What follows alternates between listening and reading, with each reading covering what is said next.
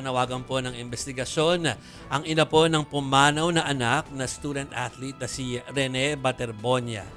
Matapos pong malunod habang nasa team building activity ng Ateneo Men's Basketball sa may Aurora. Nagtataka raw ang ina na si Rovelyn Baterbonia kung bakit napadpad sa dagat ang kanyang anak kahit sa basketball naman ang kanyang sport.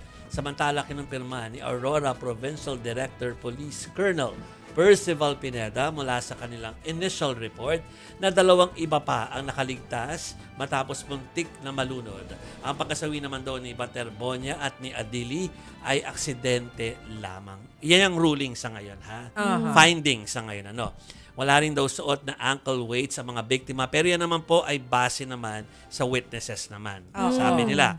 Mula yan sa naging panayam naman, itong lahat ng detalyeng binasa ko, sa panayam mismo ng programang Storycon, ating sister show, doon sa One News o dito sa One News kaninang hapon po.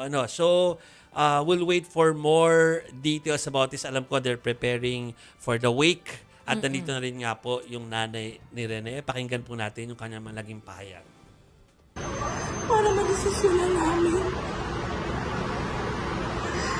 Hindi ko alam ba't gano'n ang nangyari. Malaking talagang tanong ko, ba't nagpunta doon sa lagat?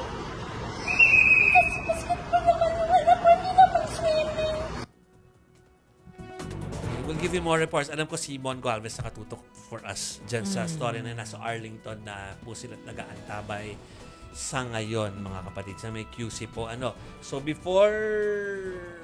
That's really sad. Nakikiramay tayo, no? Oo, nakikiramay po kami sa pamilya ng 2 atletang nasawi.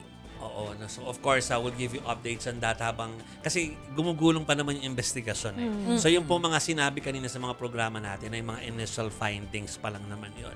So, we'll wait for other details sa mga susunod na pagkakataon. Ito pinapakita natin yung burol doon sa mga estudyante sa Arlington, Yes. Quezon City.